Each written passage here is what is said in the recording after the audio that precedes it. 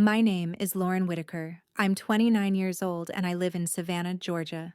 On the night everything snapped, I had one thing on my mind, a specialist appointment I'd waited months for. It was circled on the calendar by the fridge, the one plan in that kitchen that was finally about me. Dinner was the usual noise before one of my little sister's shows. I was trying to finish my food and stay out of the way when she turned to me like I was a problem to fix. She didn't ask if I could move my appointment. She just decided my health was negotiable. "Cancel it. You're coming to my show," she said, like it was already settled. When I said no, the silence hit harder than her voice. Forks stopped and my parents stared like I'd broken a rule they never had to say out loud. My sister moved first. Her hand came across my face so fast my chair slid on the tile. My parents didn't pull her back. They didn't ask why I'd made that appointment or what I was worried about. They only reminded me this night mattered for her, and that a doctor could always wait. That my plans were the ones that could be erased. With my cheek burning, I finally understood what that meant. If I stayed, I was agreeing that my health and my future were optional. So I picked up my keys and my wallet, pushed my chair back, and walked out. Before I tell you what he said, and what happened after I walked out, tell me, what time is it for you right now, and where are you watching from? I'm curious to see how far this story will travel. By the time the sky over Savannah turned dark, I was still gripping the steering wheel like I'd forgotten how to let go. I didn't have a plan when I walked out of that house. I knew I wasn't going back in. My cheek throbbed, my jaw buzzed, and the word appointment kept flashing in my head like a warning light. For once in my life, I had circled a date for myself, not for anyone else, and I refused to move it again. There were two places I could go that night, a cheap motel off the highway, or the one apartment in this city where I wouldn't be treated like a burden. I picked up my phone at a red light and stared at one name in my recent calls. Jordan Price and I had met at work a couple of years earlier. We both handled guest issues at a hotel on the riverfront, the kind of job where you smile for tourists all day and then go home too tired to talk. Somewhere between long shifts and late-night complaints, Jordan had become the only person in Savannah who ever asked how I was doing and actually waited for the answer. I didn't type out everything that had just happened at dinner. I didn't mention the slap or the way my parents had stared at me like I was selfish for wanting to see a specialist.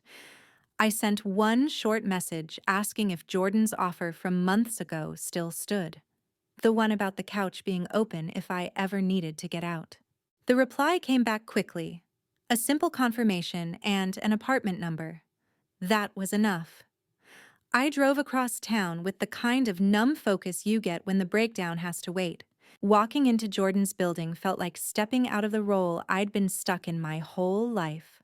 No framed photos of my sister in dance costumes on the walls, no stack of bills on the counter with my name on them, no running list of errands taped to the fridge under my handwriting. Just quiet, and the sound of my own breathing. I dropped my overnight bag on the floor and finally looked at my phone. Missed calls stacked down the screen. My mother, my father, my sister. The voicemails could wait. I knew every version of that script: guilt, outrage, the reminder that my sister Kelsey's big night mattered more than anything happening with my health. Growing up, that was the rule that never needed to be written. If there was a choice between my plans and my sister's rehearsal, her rehearsal won.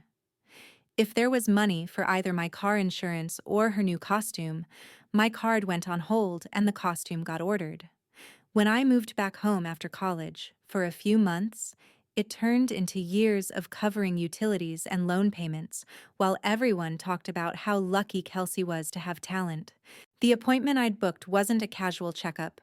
I'd spent weeks arguing with insurance on my lunch breaks, waiting on hold to get a referral approved. The symptoms had started small, a kind of exhaustion that sleep didn't fix, a pain in my side that came and went, a blood test that flagged something my regular doctor didn't like. When the specialist's office finally gave me a date, it was 3 months out. I put it on the calendar and told myself nothing was allowed to touch it. Nothing, apparently, except my sister's show. Sitting on Jordan's couch that night, wrapped in a blanket that didn't smell like home, I realized how many times I'd pushed my own needs to the bottom of the list. I had rescheduled dentist appointments so I could drive Kelsey to extra rehearsals. I had canceled therapy sessions to pick up overtime when my parents fell behind on the mortgage. I had learned to call my own fears dramatic because that's what everyone at the kitchen table called them. This time was different. I could feel it in the way my chest tightened every time I thought about skipping that appointment. There was a line somewhere inside me I hadn't known existed, and tonight I had finally stepped over it. Before I lay down, I set an alarm on my phone for the morning and checked the address for the clinic again. It felt strange and a little terrifying to plan a day that revolved entirely around my health, not my sister's schedule or my parents' emergencies. For the first time in years, I decided that tomorrow I would show up for myself, even if no one else did. Morning settled over Savannah before I felt ready to move. The alarm on my phone went off on Jordan's couch, and for a few seconds I lay still, listening to the air conditioner hum. Then, the ache in my cheek and the knot in my stomach reminded me why I wasn't in my own bed. I had a specialist appointment, and I was going to make it there, whether my family liked it or not. I washed up, pulled on clean clothes from my overnight bag, and drove across town to the clinic. The building was small and plain, wedged between a strip mall and a parking garage. Inside, I checked in, handed over my insurance card, and sat in a row of stiff chairs under a television talking about vacation spots. Around me, people came in pairs. A woman my age sat beside an older man. Another patient whispered to someone who might have been a spouse. I filled out my forms alone, circling symptoms and signing my name until it barely looked like mine. A nurse called me back and led me down a hallway that smelled like antiseptic. She wrapped the cuff around my arm, noted my blood pressure, asked basic questions, and typed without reacting to any of it. The doctor followed a few minutes later, calm and efficient, walking through my chart as if we were discussing a routine tune-up instead of my body. He asked about the exhaustion, the pains that came and went, the abnormal blood test from my regular doctor. He talked about more labs and imaging, about ruling out simple explanations before worrying about anything worse. There were no dramatic speeches, just clear instructions and another set of appointments I was expected to keep. When it was over, I left with a bandage on my arm and a handful of papers folded into my bag. The big answers would have to wait, but one thing was settled. I had finally put my own health on the calendar, and no one had managed to erase it. Back in the parking garage, I unlocked my car and my phone lit up before I could start the engine. Missed calls from home stacked down the screen, but one notification sat above them from my credit union. The subject line read, "Unusual application activity." I almost ignored it. Then I saw my full name in the preview and the last 4 digits of my social security number. The email said a new line of credit had been requested in my name the previous evening. If I had not applied, I needed to call immediately. I had not filled out any applications. The only decision I had made the night before was to walk out of my parents' house. I tapped the number in the email. After a brief hold, a woman answered, introducing herself as Dawn Keller from the fraud department. Her voice was steady enough that my hands stopped shaking. She verified my identity with questions about old addresses and loan amounts, then pulled up the suspicious file on her screen. She read out the details: my employer, my parents' address, my cell number. Someone had built the application out of pieces of my life and tried to pass it off as mine. When she asked if I had submitted it, I said no. The word came out flat, but it felt like stepping through another line I could not uncross. Dawn shifted into procedure. She explained how to place a freeze on my credit so no new accounts could be opened. She told me to add fraud alerts with the major bureaus and to pull a full credit report as soon as we hung up. While we talked, I logged into the site on my phone. The report loaded in sections: accounts, balances, payment histories. Some were familiar: cards I had opened myself when money was tight. Others were strangers.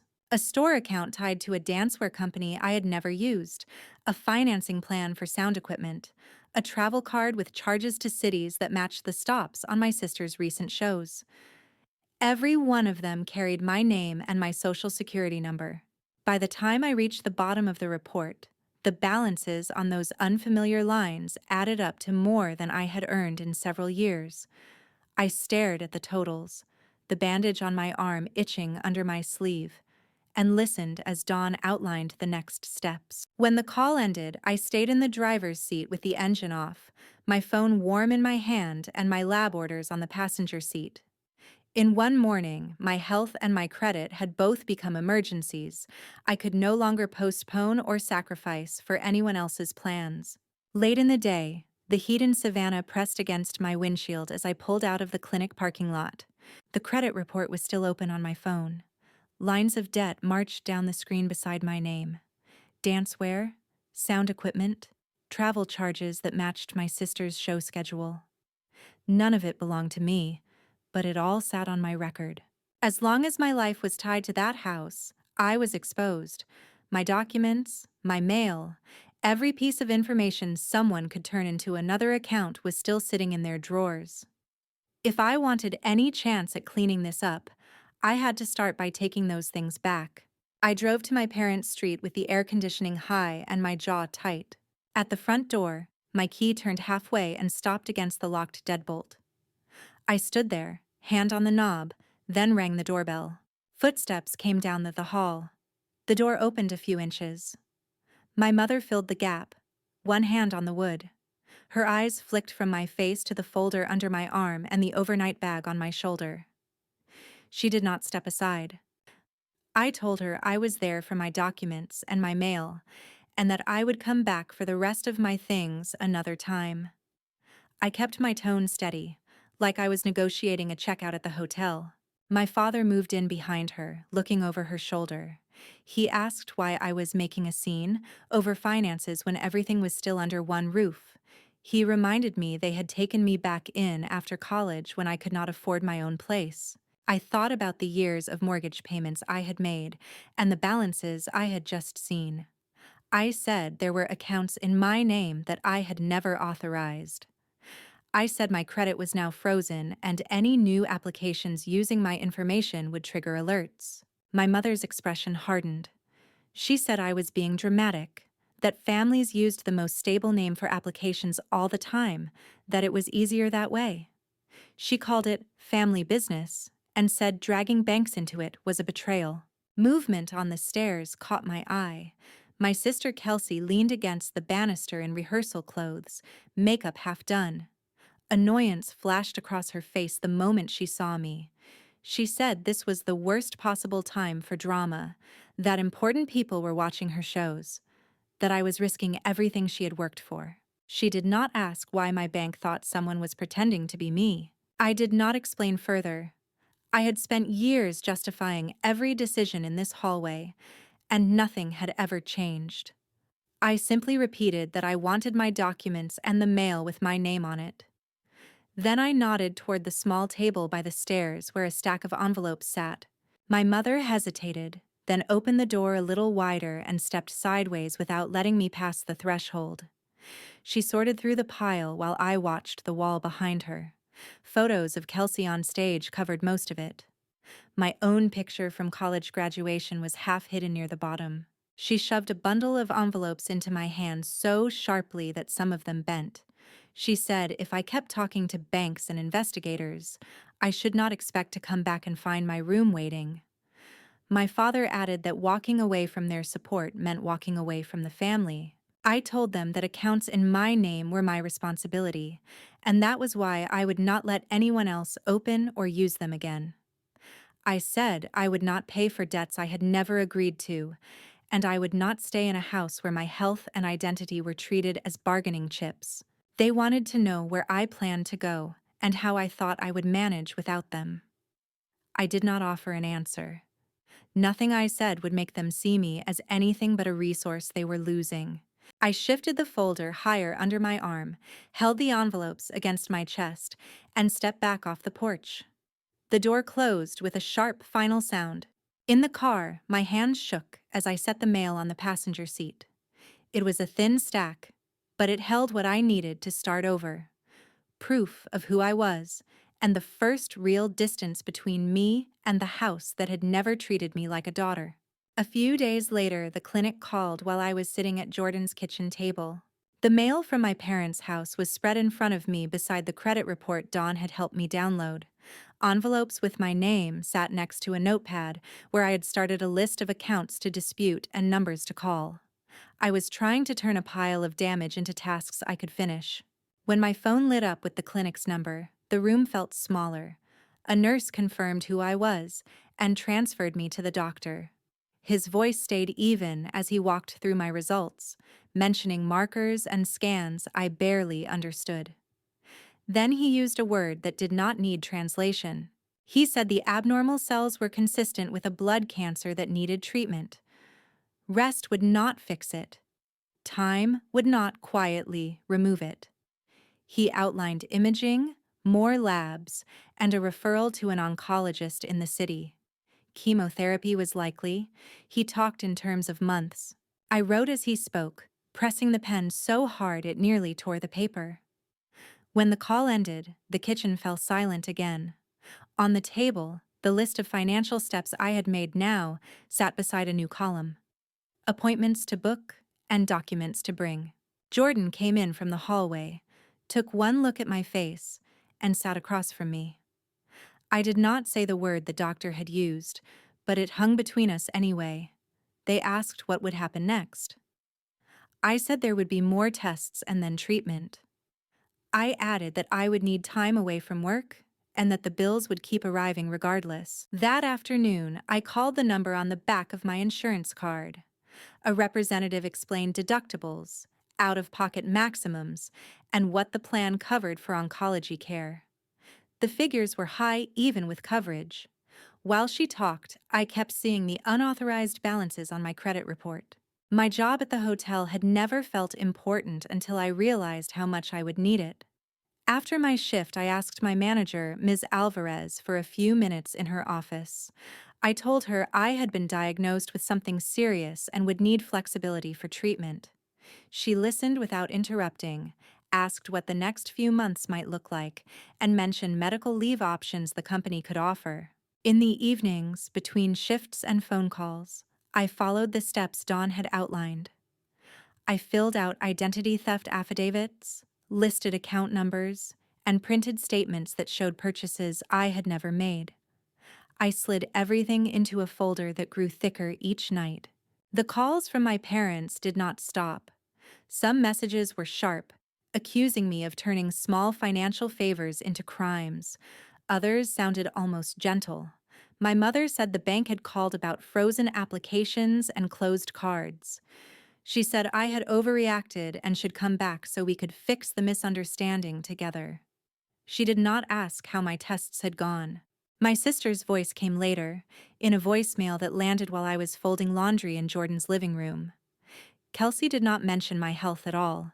She talked about directors and sponsors, about how difficult it was to explain declined payments and canceled reservations. She said people were starting to whisper that our family could not be trusted. She ended by saying I was destroying her reputation in the local arts community. Sitting on the edge of the couch, phone still in my hand, I understood something I had been avoiding. As long as everything stayed inside the family, my parents and my sister would keep treating my health and my credit as inconveniences I had created. To them, I was not a victim of fraud. I was the person making trouble by refusing to stay quiet. The next morning, I picked up the folder and drove toward downtown Savannah.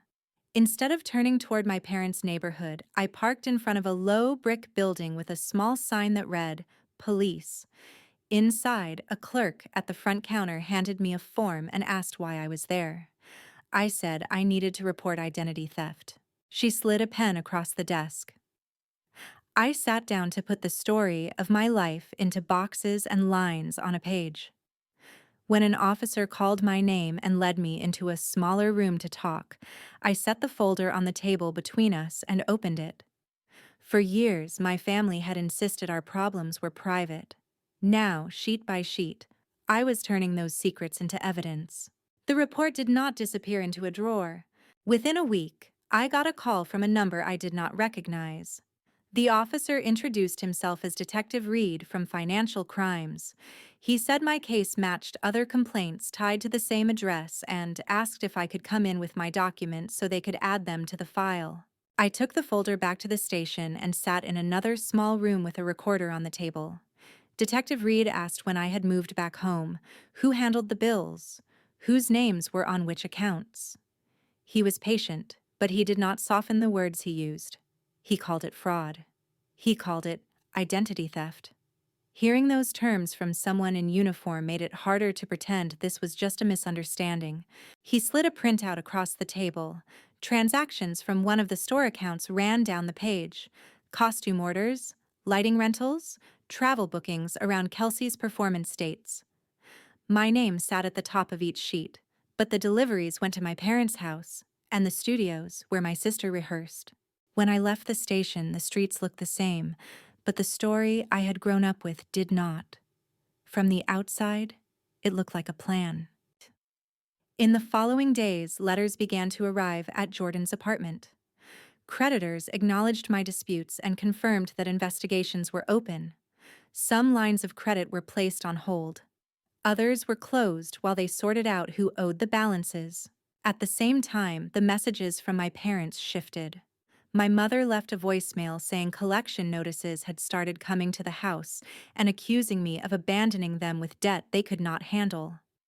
My father sent a text blaming me for bringing outsiders into private matters. Neither asked if I had started treatment yet. Kelsey wrote once, describing a director who had pulled support for an upcoming show after hearing rumors about payment issues. She said sponsors were nervous about attaching their names to a family being questioned for fraud, and ended with a line about how some people clearly did not care if she ever made it out of local stages. Reading it, I felt the familiar pull of guilt at the edges of my resolve.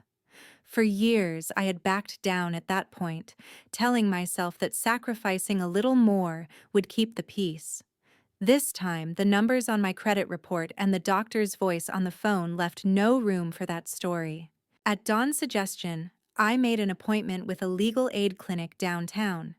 The attorney there walked me through what could happen next. If the investigation found enough evidence, charges could be filed. Restitution might be ordered. There were options for setting boundaries, including orders that limited contact if harassment continued. The words sounded harsh, even though the attorney's tone stayed calm. I sat in the plastic chair and listened to someone who did not know my parents refer to them as the alleged offenders. Part of me wanted to argue. Another part recognized that they had never hesitated to treat me as a source of money. I left with a packet of papers and the card of a victim advocate. On the sidewalk outside, I paused under a live oak and let myself breathe a little deeper. I was not standing alone in this anymore. That evening, I blocked my parents' numbers. I added filters so their emails went into a folder I did not have to open. In a short message sent before the block, I told them any questions about the accounts needed to go through the bank, the police, or an attorney. I did not wait for a reply. My days settled into a rhythm that did not belong to my family. Mornings were for labs, scans, or insurance calls. Afternoons were for work at the hotel when I felt strong enough to go in. Evenings were for rest, paperwork, and the television in Jordan's living room. One afternoon, a letter arrived in an official envelope from the county. Inside was a notice that formal charges had been filed in connection with the accounts opened under my name. My parents were listed on separate lines, each attached to counts that described exactly what they had done. I stood at the kitchen counter and followed every line. For the first time, the cost of their choices was written down in a way they could not dismiss as me being dramatic. It was no longer just my word against theirs. It was a case number now, and there was no path back to the version of family they had tried to protect. The first court date landed on a morning that looked completely ordinary. By then, chemo and lab visits had sliced my week into appointments and recovery. I moved slower, tired faster, and carried a tote with a blanket and paperwork. My body wanted sleep, but my name was on the case, so I walked into the courthouse. Showing up for myself had finally become something I would not negotiate. A clerk checked my ID and sent me upstairs. I sat on a wooden bench and found the line with my parents' names under defendant. I had seen those names on birthday cards and field trip forms my whole life. Seeing them printed there snapped any remaining illusion that this was just family business. It was now the state of Georgia versus the people who had raised me. Inside, my parents took their seats beside their attorneys. My father's shoulders looked smaller than I remembered. My mother's makeup was careful, but her hands would not stay still. My sister sat behind them alone, perfectly straight-backed, staring at the judge instead of the gallery. No one turned to look for me. The judge read the charges in a flat, practiced voice. Fraud, identity theft, using personal information without consent. The prosecutor described the pattern the detectives had traced, applications filled out with my social security number, store cards tied to costume orders and equipment rentals, travel charges that lined up with my sister's shows, all linked back to the address where I had been paying bills. When they called my name, I walked to the front and raised my hand. I confirmed which accounts I had opened myself and which I had never seen. I explained how the bills and calls started, how I pulled my credit report, how a fraud alert arrived the same week I was scheduling cancer treatment. I kept my answers short and clear. The court did not need every ugly sentence from my parents' kitchen to understand the numbers. The judge asked what I wanted from the outcome. I said I wanted the fraudulent debts removed from my record. I wanted money I had already paid on those accounts credited back. I wanted a written order saying no one could use my identity again without my consent. I did not ask for apologies or counseling or another chance at being a united family. A court can sign orders, not repair people. A few weeks later, both of my parents took plea deals. My father pleaded guilty to multiple felony counts and received time in county custody, followed by years of supervision and restitution. My mother admitted to several lesser charges, earning probation, community service, and the same financial obligations. The house I had helped keep afloat was ordered to be sold so the proceeds could go toward what they owed. For once, the cost of their choices landed somewhere other than my bank account and my health. After that, systems began to update. Fraudulent accounts were closed or removed from my credit report. Not every scar disappeared, but the heaviest weight finally shifted. In the hallway after sentencing, my parents walked past with officers and lawyers around them. My father stared straight ahead and my mother's eyes slid over me without stopping. No one reached out, and I stayed where I was. In the months that followed, my sister tried to break that distance with new numbers and long messages. She wrote about canceled shows, lost sponsors, and directors in Savannah who did not want their work tied to a family with felony records. She mentioned my treatment once, and then went right back to what this had done to her name. I let every message sit unanswered. Silence was the only boundary she could not twist. When my lease started at a small apartment across town, Jordan and a couple of co-workers helped me move thrift store furniture and boxes. The place was plain, but every key, document, and bill belonged to me. No one else kept their paperwork in my drawers or signed their name on my lines. My health is still something I manage week by week, with good days and days I cancel everything. I no longer apologize for putting my body and my future first. I used to think walking away from your parents meant failing as a daughter. Now I know the real failure would have been staying and letting them keep spending my life on someone else's spotlight. Leaving did not make me cruel. It made me honest about what my time and health are worth. If any part of this sounds uncomfortably familiar, I hope you remember that choosing yourself is not selfish. People who truly care will learn to respect your boundaries. People who only cared about what you provided will call those boundaries betrayal. Thank you for staying with me to the end. If my story made you think about your own limits or your own family, you can share your thoughts below or pass this on to someone who might need it. And if you want to hear more stories like this, you're welcome to stay. For me, the biggest victory was not the judgment or the paperwork, but finally acting like my life belongs to me and refusing to hand that decision back.